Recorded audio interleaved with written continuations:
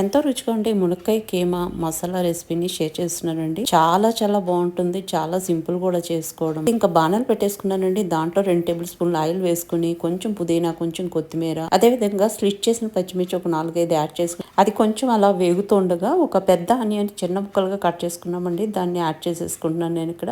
Add చేసుకున్న తర్వాత దీంట్లో రుచికి సరిపడా సాల్ట్, అదే విధంగా ఒక టీ స్పూన్ వరకు పసుపు యాడ్ చేసేసుకుంటున్నాను. యాడ్ చేసుకున్న తర్వాత మొత్తం అంతా మంచిగా మిక్స్ చేసుకుని దీన్ని బాగా ఫ్రై అవనిస్తామండి. ఆల్మోస్ట్ 90% వరకు వేగిపోవాలన్నమాట. మంచిగా మగ్గిన తర్వాత దీంట్లో ఒక tablespoon masala paste add చేసుకున్నామండి. దీంట్లో అల్లము, వెల్లుల్లి, ధనియాలు, జీలకర్ర, మరాఠీ మొగ్గ, అదే విధంగా స్టార్ ఆనియన్, దాల్చిన చెక్క, లవంగాలు, ఇలాచి ఇవన్నీ కలిపి గ్రైండ్ చేసింది అనమాట. ఇంకా అది మంచిగా మగ్గిన తర్వాత శుభ్రం చేసుకున్నటువంటి కేమాను యాడ్ చేస్తానండి. అదే విధంగా 2 టీ స్పూన్ల నిండా కారం యాడ్ చేసుకున్నాను. కట్ చేసుకున్నటువంటి మునక్కాయ ముక్కలు యాడ్ చేసేసుకున్నామండి. కొంచెం కొత్తిమీర యాడ్ చేసుకుని మొత్తం అంతా మంచిగా మిక్స్ చేసుకుని ఇది ఉడకడానికి వీలుగా మనం ఇక్కడ ఒక గ్లాసు వాటర్ ని యాడ్ చేసుకుంటాం అనమాట. యాడ్ చేసుకున్న తర్వాత మొత్తం అంతా మంచిగా ఒకసారి మిక్స్ చేసేసుకుని అన్ని కలిసేలాగా దీని మీద ఇంకా మూత పెట్టేసి 20 నిమిషాల పాటు చక్కగా ఉడకనిస్తామండి. 20 నిమిషాల్లో మనకి కీమా అంతా ఉడికి మునక్కాయ సాఫ్ట్ అవుతుంది అనమాట. చూసారా, కొంచెము మనకి ఉడికింది, ఇంకొంచెం వాటర్ ఉందా అది ఎగిరిపోవాలి. ఈ లోపు మనము ఒక టీ స్పూన్ అంత గరం మసాలా యాడ్ చేసేసుకున్నామండి. యాడ్ చేసుకుని మొత్తం మిక్స్ చేసుకుని మళ్ళీ మూత పెట్టేసి వాటర్ అంతా ఎగిరే వరకు ఇంకో 5 మినిట్స్ పాటు ఉడకనిస్తామండి. ఇంకంతే మునక్కాయ కీమా రెడీ అయిపోతుందండి.